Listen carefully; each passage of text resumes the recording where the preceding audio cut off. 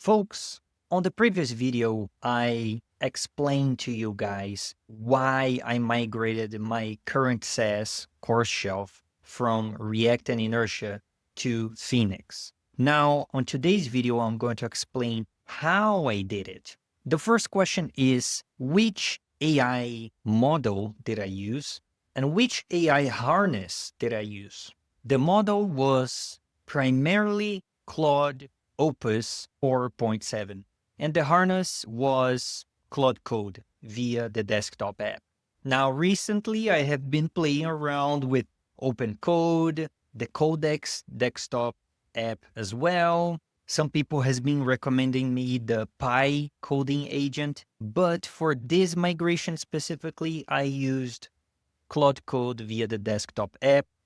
And don't worry, I have a future video coming explaining my whole setup here. But the goal for today is to explain how I did it. Did I automate most of the work? So I did a total of 4 different attempts at this problem. I knew I had a gigantic code base that I needed migrating, and I've heard some people, especially on Twitter, saying that, oh, you can do some crazy automations with AI. You can simply tell Claude Code, hey, migrate bun from Zig to Rust, and then it just works. So I was like, okay, let me try. So my first attempt was, I like to call this the lazy test, which is, I want to try my best to be the laziest person ever. And I like doing this test from time to time to evaluate how much the AI models improved. Because previously, I remember I had to write like 2 or 3 huge paragraphs as context for me to get anything valuable from AI. And now I'm writing like maybe 2 or 3 lines as a prompt, and AI is getting that right. So I was like, okay, let me try this. I tried the please migrate this code base away from React, use LiveView, make no mistakes. And not only I used Claude 4.7 Opus, I used it on the max effort level. And the end results were a lot of waiting. I waited probably a little bit under an hour. I waited like 40 minutes, 45 minutes, something like this. And the results were horrible. They were horrendous. Now, to be fair, my effort level was 0. I spent a total of 10 seconds writing the prompt.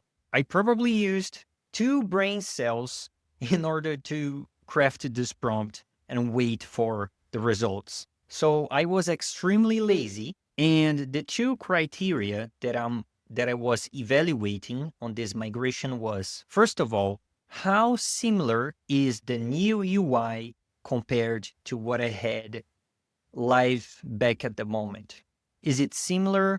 Is Claude creating a bunch of random new components? And then second was code quality. How maintainable and clean is this code? In terms of UI fidelity, I gave it a score of 2 out of 10 because, especially in the first 10 minutes of Claude working, the results were good. I reviewed the homepage first. It was very similar to what I had on the React version, but then all the subsequent pages, they were completely different.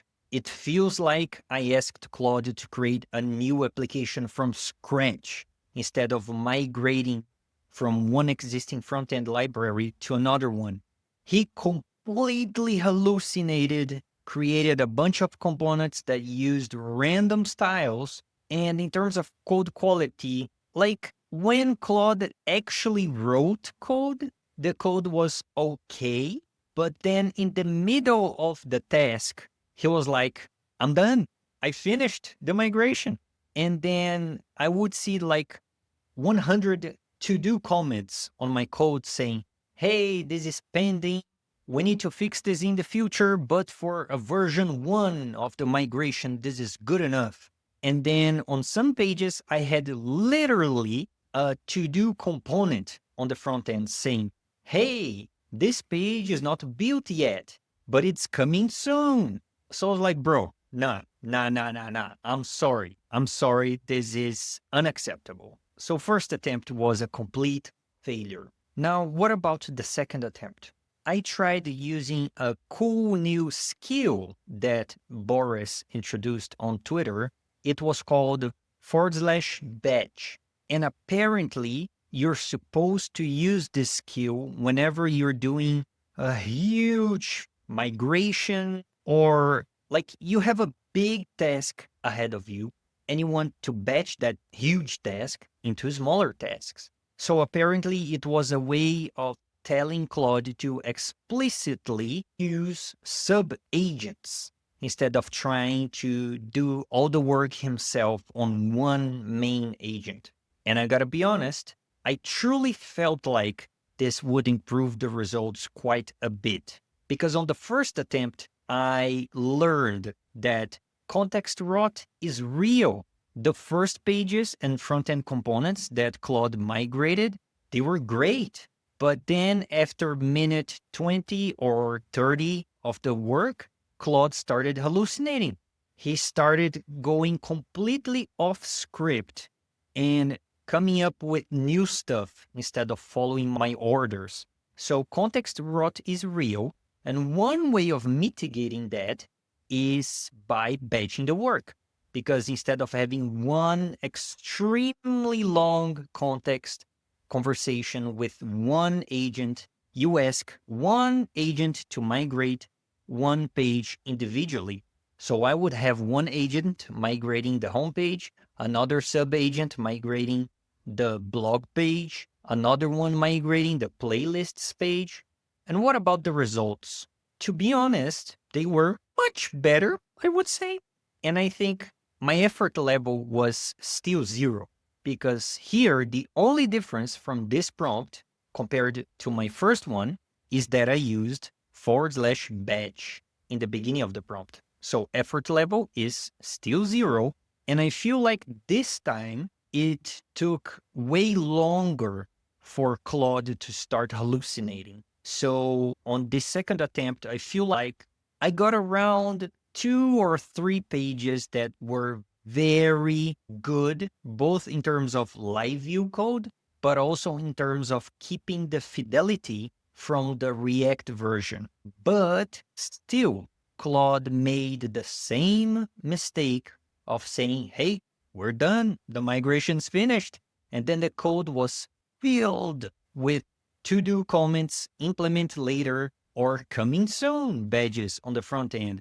I don't know why.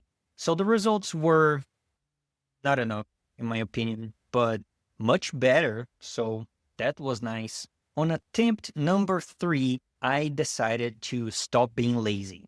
I thought, bro, it is impossible for Claude to have a crystal ball and trying to read my mind. I need to be very explicit about what I want Claude to do. So I created a markdown file that was quite big with all the instructions that I wanted to follow, and I kept using the batch skill. The results this time were, again, better. The effort level went from 0 to 4. I would say that I spent probably 20 to 30 minutes crafting the perfect markdown file plan, and I had to actually use some brain cells this time. And I think the biggest improvement here was not on the UI fidelity side, but more on the code quality side, because Claude was reusing some conventions that I created exclusively for React, and he was porting those conventions to LiveView, which made no sense. As an example, I had a bunch of modules that were JSON serializers, because apparently on Inertia, you cannot query the database, grab an Elixir struct, and then send that to the front end. You need to grab the Elixir struct, convert that into a map, and then send that to the front end. And Claude was still using JSON serializers on LiveView. And I was like, Claude, bro, just query the database and use the results on the front end. There's no need for this middle layer. So I wrote a super detailed guide on not to do that, and the code quality improved quite a lot. For the UI fidelity side, I explicitly told Claude to use some tools like the Playwright MCP to take screenshots of the live website, compare that to whatever he wrote in LiveView, and see if there were discrepancies. And I feel like Claude completely ignored this step because, again, I got around 2 or 3 pages that were extremely close to the original React frontend, but then everything else he started creating new components from scratch and completely ignore my style guide. So I feel like the plan was good in terms of code quality, but the UI fidelity was still horrible. And I'm gonna be honest, after third attempt, I was starting to lose my patience. And I started considering the possibility of not fully automating this. And ladies and gentlemen, that is what I did. I converted the migration guide from a simple markdown file at the root to a proper skill. And then I manually invoked this skill and migrated page per page because I wanted to make sure that the code quality was good. There were no code smells in LiveView. And most importantly, I wanted to see all the front-end components, all the front-end pages, and make sure that they were completely identical to the original React version. So I manually invoked this skill for every single major feature that I wanted to migrate. And this is the file that I created. It's a simple skill file with lots of instructions of what to do, explicit stuff that I did not want to port to the LiveView version, some rules for simplifying the code, database schema parity. I'm explicitly asking here to pay attention to SEO, make sure I have the same meta tags available. Please, for the love of God, do your testing as well, verify stuff, run the mix pre-commit script to make sure we're not bypassing any rules. So it is a pretty comprehensive skill. It's not that big, actually, 152 lines. I think that's reasonable. And because I was manually calling this skill for every single page, the effort level was high. In my humble opinion, the effort level went from a simple 4 out of 10 to a 9 out of 10 because now I did not automate this migration. I automated the skill part of the automation, but the actual work itself, I was still doing that manually. Now, sure, AI was writing the code, but I was manually starting like 5 parallel sessions on Claude Code and then manually reviewing the page itself and the code. So this time I feel like the UI fidelity went from a 6 out of 10 to a 9 out of 10. And it's not a 10 out of 10 here because some components from LiveView, like under the hood, we use Daisy UI for Phoenix, and on React land, I was using ShadCN. So, for example, if you used my software before, you know that the buttons here are slightly different. The drop down here is slightly different, but I think that's acceptable because after all, I am using different UI libraries. So some divergence is acceptable. So the fidelity is not 100%, but it's 90%.